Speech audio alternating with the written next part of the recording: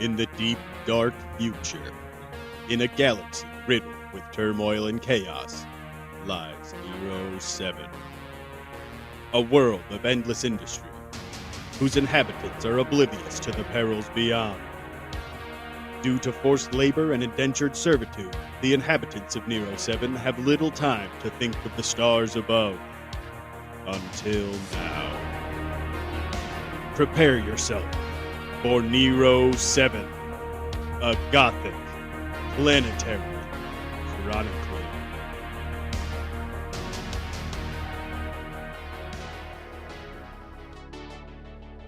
Hello, greetings, and welcome to the Emperor's Eye. I'm your host, Zardard and Kazriel, coming at ya. And I'm here with my co-host, as always, Kazriel Brenos, bringing you the happenings here on Niro VII and the local galactic neighborhood.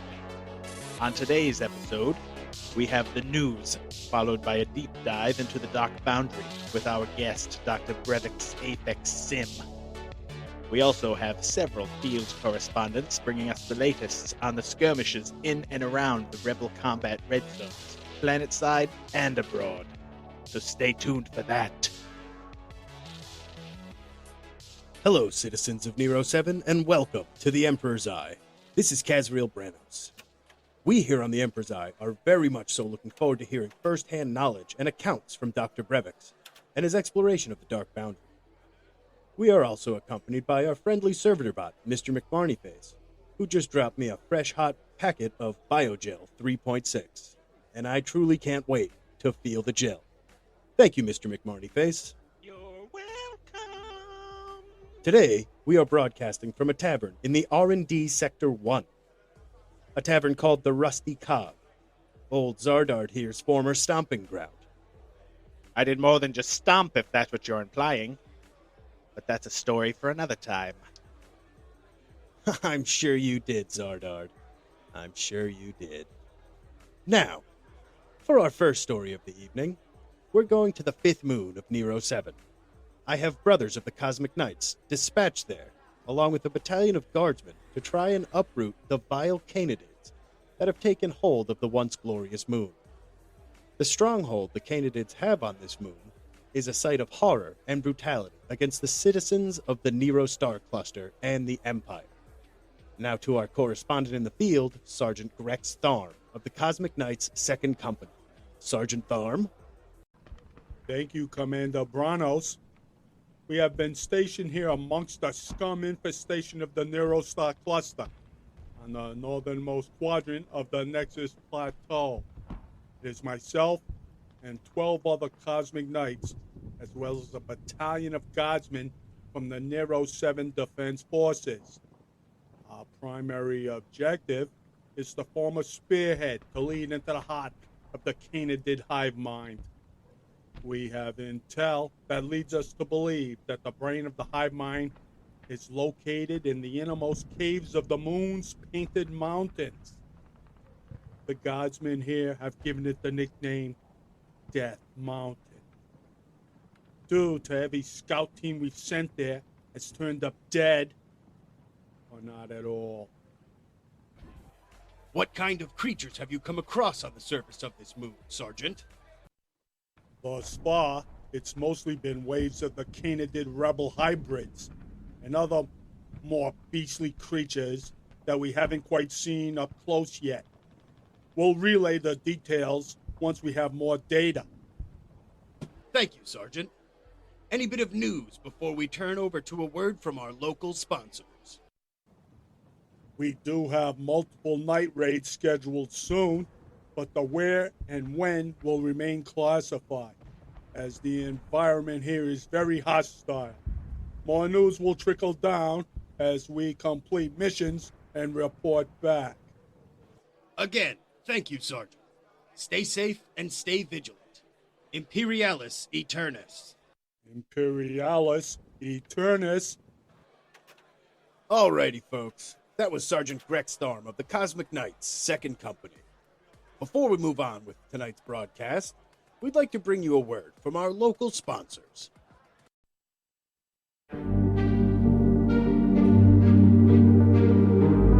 Good evening. My name is Hitchman 3.14-2. In order to avoid the Emperor's extermination chambers,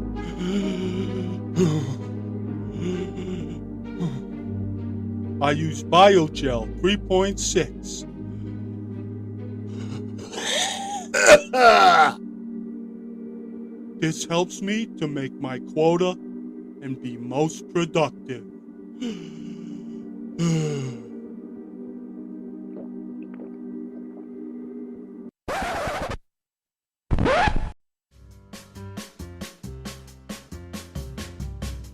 Wow, I feel better already.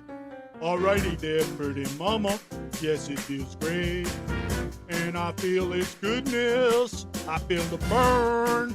A huck and burn. Biogel 3.6. Feel the gel. Oh.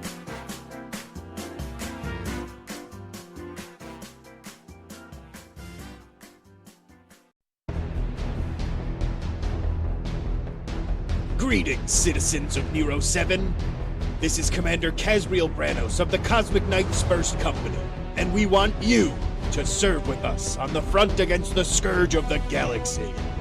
You'll get your own 20mm assault carbine, a standard issue chainsaw, and the finest armor in the universe.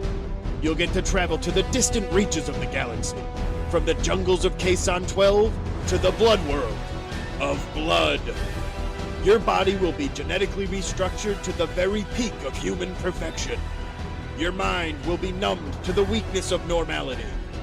Your 49-hour workdays will be a thing of the past. Join us today, or rot in the fucking hells you currently exist in.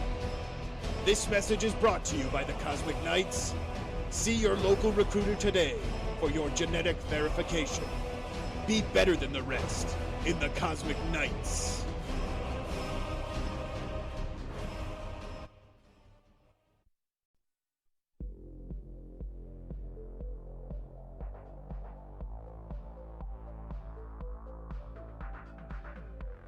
Hey there, brother. It's me, the former governor of the Relax 5 system. Space, Jesse, the body, Ventura, dude. It's been around 40 cycles since I've been in office, but the cigars are flowing like white-hot lava, brother. I'm on my 7th wife and my 63rd child, but that hasn't slowed me down one bit. No way! Thanks to Wake Tech Stims XL. The luxury stimulant injectable. Why am I doing commercials, you may ask? Well, I have at least 12 palatial mansions on 10 different paradise worlds, dude. And Papa's gotta pay those bills. You know how it goes. One small injection into your scrotum or labia, brother, and you're off for a minimum of 3 days. I'm coming for the office of the Niro Star Cluster. And these Wake Tech Stims are keeping me on my A game. Avoid the weakness of sleep with Wake Tech Stims XL, brother.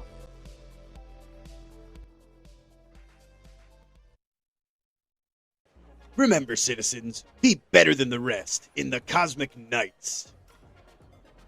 Tell me, Commander Branos, how many of these recruits have you had from this commercial? We've had one viable candidate. Out of how many? Approximately 1 million. By the space gods. Yeah, to be the best, and to become the best, you must already be the best. Well, I was going to say, that's pretty good odds Yeah, for the Cosmic Knights. it's not too bad. Now, for our deep dive into the Dark Boundary, we bring you the infamous Dr. Brevix Aphex-SIM. He's been studying the Dark Boundary and the creatures therein for at least 200 cycles, and has been on the cutting edge of developing the weapons against them.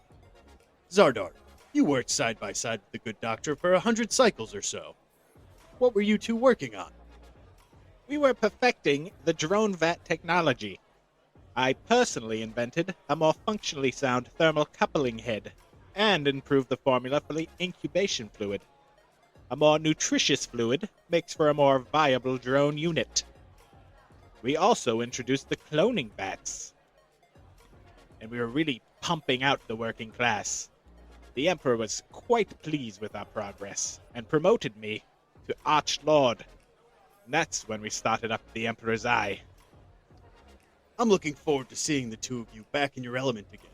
Speaking of which, here comes Dr. Brevix now. Ah, greetings! Welcome, old friend. Good to see you again, Lord Zardard. Commander Branos, it's a pleasure to finally have a spot on the show. Dr. Brevix, thank you for coming in today. I know many citizens around Niro VII are eager to hear of your knowledge of the Canidid Scourge. How were your travels today? I live in the sector, so it was merely a brisk walk to the tavern.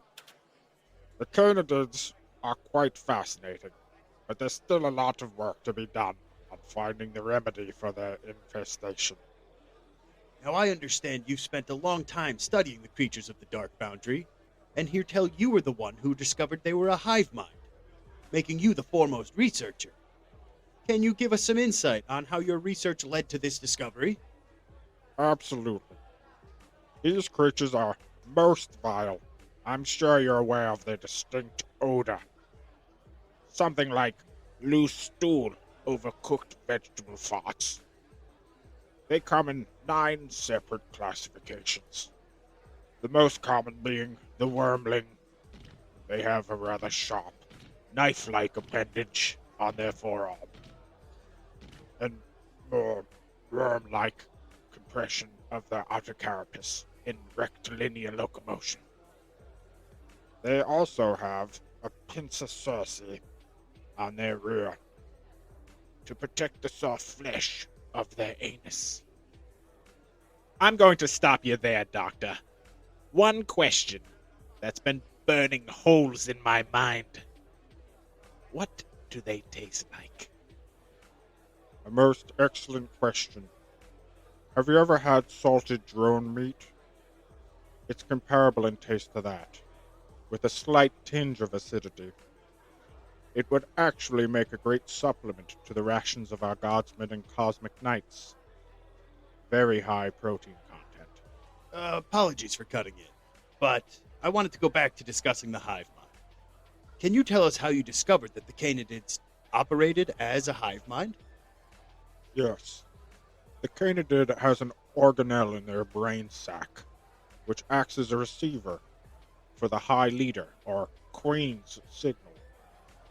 This is sort of a control mechanism, which triggers a response from the Canidid in the field, either enticing them to attack or shield another of the Canidids from attack.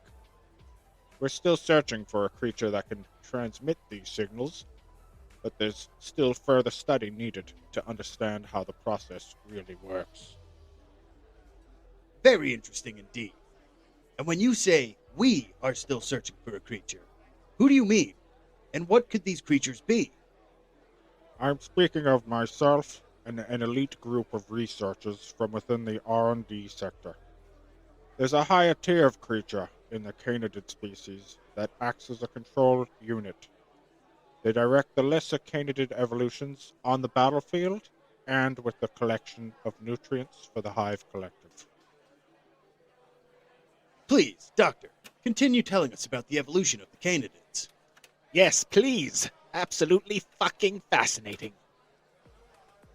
The next evolution of the wormling is the nymph raptor.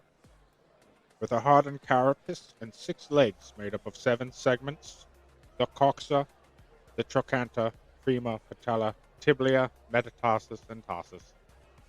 The nymph retains the knife-like forearms on its thorax. The entirety of the thorax and abdomen grow fine, oily hair filaments to make up for the poor vision. We're still researching this, but it seems they can sense the most subtle of movement in the air. The mouth also changes slightly from the wormling form, growing 3 extra rows of razor-sharp denticles. These are typically the creatures that are found wandering beyond the Dark Boundary, and causing the most extra-boundarial murders and slayings. That I can attest to. During my initial scouting of the Dark Boundary, when I first landed on this planet, I killed many of those little bastards. They're tough, but they die. They certainly do. Absolutely. The smell never gets better, though. This is true. The smell actually worsens over time as the wormlings grow into the nymph and the nymph grows into the adolescent. The carapace also becomes almost bulletproof at the adolescent phase, with the cartilaginous space protruding and thickening. At this stage, the respiratory system completely shuts down until the creature begins its reproduction phase, at which point it will only change again to the full-fledged adult canid. At the adolescent phase, the abdomen also engorges to great proportions. 2 additional sets of pedipalps begin to grow. These aid the male canidid in reproduction. The female does not grow the additional limbs, but do lose their pincer cerci in order to facilitate mating. So what you're saying is, the females lose the rear defense capabilities to facilitate reproduction? It sounds like the boys grow ass legs and the girls lose their ass pincers to make hopping on the good foot and doing the bad thing easier. Is that right, Doctor? In layman's terms, yes, that is correct. Depending on the environment, the hive minds need their other non-reproducing creatures that can be birthed in combat settings, including spore-producing and secreting variations, which is able to recombine the genetic information of any non-canidid creature that happens to get stuck in it. I believe Commander Branos here has some experience with fighting the nymphs and adolescent versions of the canidids when he was over on the 5th moon of Niro VII. I do indeed, Zardard. When reinforcements from the Second Company of the Cosmic Knights came to our aid after that horrible Bloomsday Rebellion, I joined them for the initial push on the 5th moon when the canidids first set their stronghold. It was gruesome fighting until I was selected to be the new co-host of the Emperor's Eye. Did you see any of these hybrid creatures when you were there? I did see several of the older variants of the canidid humanoid hybrid, but I hear they've changed drastically. I've heard the same thing. I believe the spore variant of them has growths coming out of their heads and assholes. It's pretty disgusting. They are very easy to spot. Interesting. If I could interject on that bit, the older evolutions of the hybrids had spore funnels protruding from their eyes and anuses. But as the genetic information was more integrated into the hive, the hybrids did take on a more human-like appearance, almost to the point of looking like natural humans or drones. Though they have absorbed both human and drone DNA, it could be a real problem if they begin developing sleeper cells in our society. Lucky for us, the smell will always give them away. Oh yes, the smell is one of the key indicators that we're dealing with a canidid. What exactly causes this stench to be emitted from the canidid? The scent is derived from the pheromonal secretion produced in the gut of the canidid. It's synonymous with a fart, but much more fluid than a gas. So it's basically a hot, wet fart coming out of these creatures. Quite disgusting. That is what it smells like. Just hot, wet ass. All over the battlefield. It's disgusting. Well, I'm all for it. But it's now time for some hot, wet commercials. Hey there, welcome to a cup of Joe and Dough. Served 3 ways. Lava hot. Ouch, that's hot. Ice cold. Brr, that's cold. And medium. I'll have a lava hot, please. Sure, sir. Coming right up. Ouch, that's hot. Can I get an ice cold? Sure, sir. Here you go. Brr, that's cold. Can I have a medium, please? Yeah, you fuckhead. It's fine as spigot. Put your cup under it, you freaking moron. And don't forget, with your cup of joe, our dough is made from the finest ingredients. Cup of joe and dough is made from sodium aluminum phosphate, polyglyceride 60, fat intestines, mucous membrane extract, ascorbic acid, hydrochloric acid, yellow acid number 1, breadfruit extract, and lots of sugar. Good. Do not ingest if you are not deveined. Working in the nursing chambers can cause temporary blindness, hair growth on the palms, unwavering erection, internal external bleeding, sudden infant death, and skin loosening. Please avoid contact with the eyes and nose. Don't forget, you can get your cup of joe to go.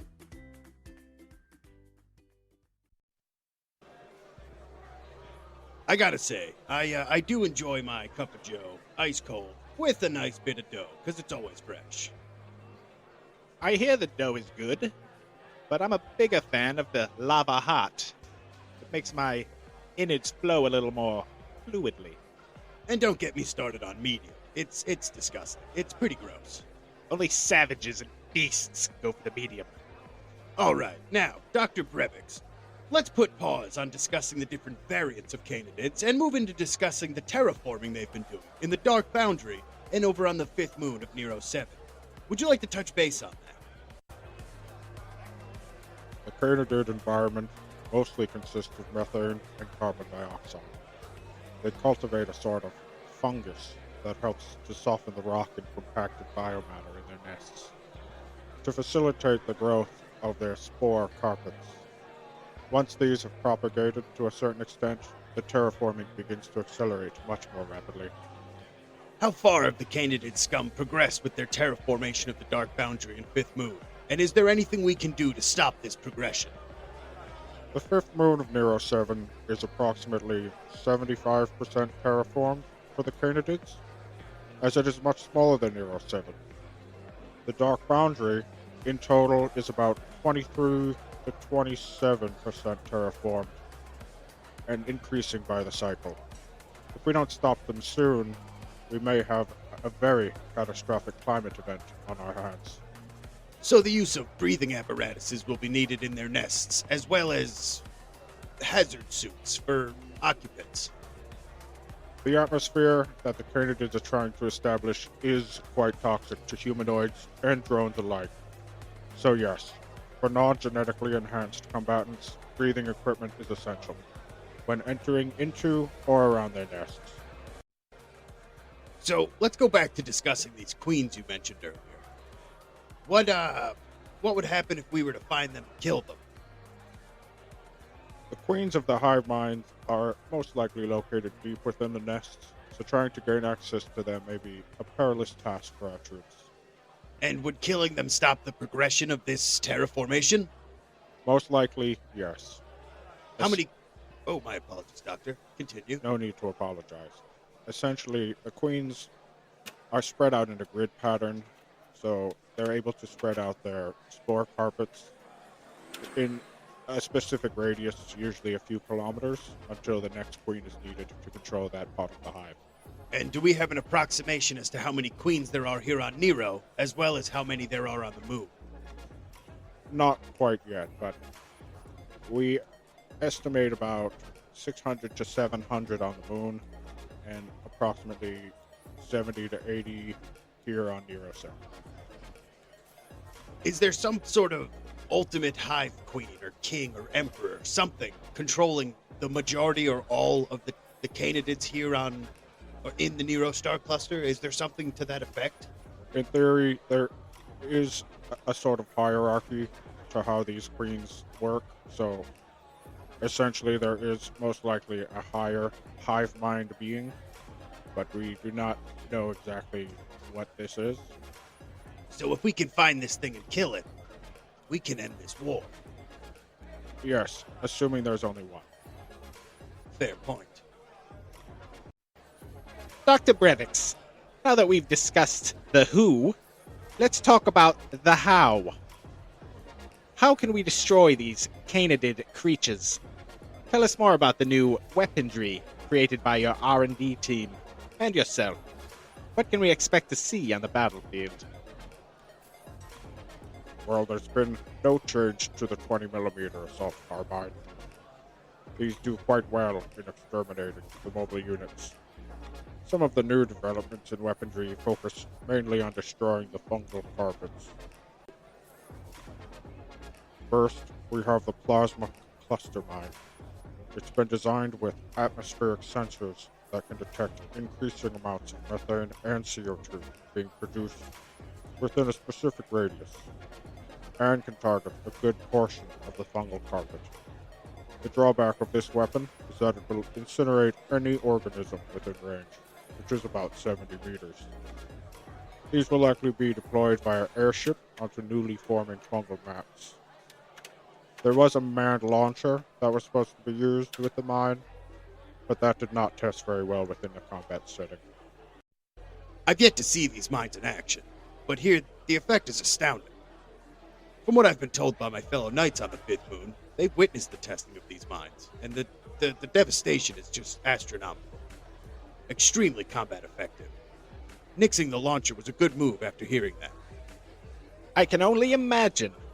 Doctor, what were the results of the launcher testing?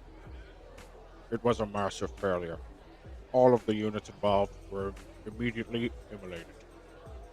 Is there video footage of this? I'm asking for a friend. Yes, I'll forward it to you once I get back to the lab. Perfect.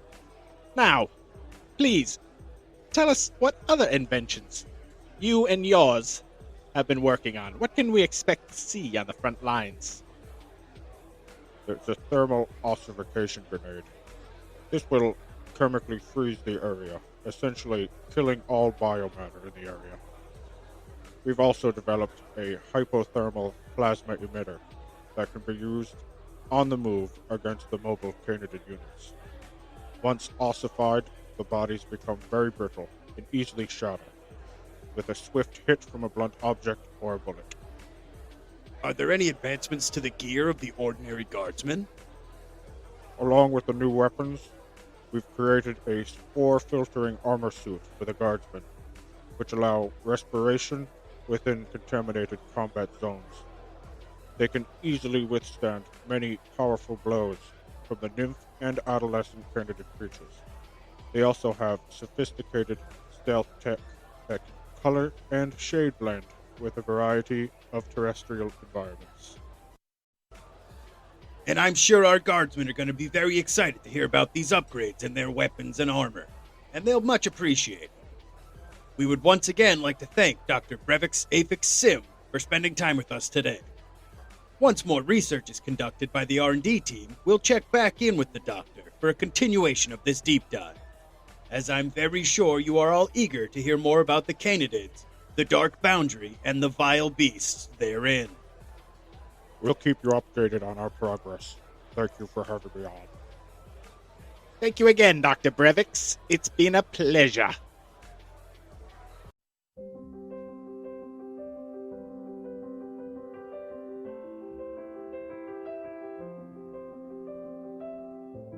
If you're like me, you'd like to kick back and unwind after a hard shift in the mines or the birthing chambers.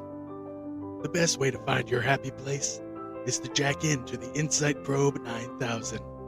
Explore worlds beyond imagination. Become who you always wanted to be without leaving the comfort of your government-assigned lodging.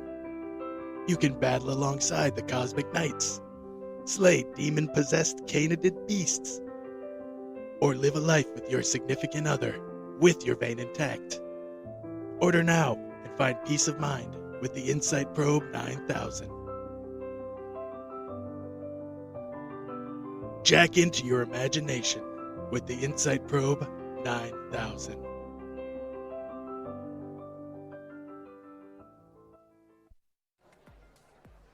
Now for some local news. The birthing chambers of Idira have brought forth a staggering 400 new labor-class drones. Unfortunately, 100 of those have been destroyed and or have gone missing in transport to Industrial Sector 3. It's believed it was an attack by the Canidids on the outskirts of the area. This would be the third such incident of its kind over the last half-cycle. Investigation into the event is still ongoing. As for the weather on Niro VII, it appears It's much warmer in the polar regions as of late. The usual minus 60-degree temperatures have increased to as much as 10 degrees above zero in some areas. This has not been all that bad, as with the clearer skies, our astronomy team in the polar region, the Polar Research Sector 1, have been able to receive what appears to be a radio signal from a galaxy 300 plus light cycles away. These are still being deciphered, but once we have an update, we'll broadcast it to the citizens of Niro VII. The candidates have taken another portion of territory just outside the birthing chambers of Idira. Elite guardsmen have been stationed there under the watchful eye of a trio of cosmic knights. Our newest and quickest rising star of the Heroes 5, Sir Cedric Tallshanks, should be landing here on Niro 7 within the coming quarter cycle. We have a guest spot waiting for him upon his arrival. We'll most likely be deployed to the border of the Dark Boundary in an effort to push back the Horde from working and birthing sectors there. This will be essential in preventing further candidate hybrids from being created, and stealing from our harvest of drones. He'll also be searching out the deeper Dark Boundaries hives in search of those stolen clone vats to further prevent creation of candidate clone hybrids. We wish him the best of luck in this endeavor. Progress on the restoration and rebuilding of Capital City Center is continuing smoothly, with more supplies arriving daily from neighboring systems and planetary governments, which is great news for us, as it means we'll be back in the Solarium Deluxum when the work is completed. I'm sure little Mr. McMarneyface over here will be very excited to have a proper storage container to recharge in. Absolutely. It'll be nice to be behind the big black desk once again. Hopefully within the cycle, but who knows? Oh, I absolutely know. I look forward to sitting behind the big black desk. I've been waiting 2 cycles to get into the Solarium Deluxum, and I am very excited. We may have a couch for you on the side. Hey, just kidding. I believe we have a chair being specially manufactured by Mauricio's Manufacturing Fixtures to fit your rather bulky physique behind it. And that's all for today, friends. I'd like to thank our guests, Sergeant Grex Thom and Dr. Brevix Aphex-SIM, for being on the show. And I'd also like to thank you, the listeners, for joining us today. remember, folks, stay vigilant, stay alert, work harder, and stay away from the Dark Boundary. You will 100% die. Yes, definitely stay away from the Dark Boundary if you wish to keep your life and body intact. This is Kazriel Branos of the Cosmic Knights And Zardard and Kazriel signing off. The Emperor's Eye was recorded in front of a live tavern audience within the populace of Niro VII. Please send all donations, mandatory or otherwise, to P.O. Box 117, Solarium Deluxum, 36913, Capital City Center. Questions, comments, or concerns can be sent via your local magistrate of the Technocrat Illuminus. Now get back to work. The Emperor's Eye is brought to you by your local sponsors. Biogel 3.6. Feel the gel. The Cosmic Knights Recruitment Guild. Be better than the rest. Weight Tech Stims XL. Avoid the weakness of sleep. Cup of Joe and Dough. You can get your Cup of Joe to go. And Insight Probe 9000. Jack in to your imagination.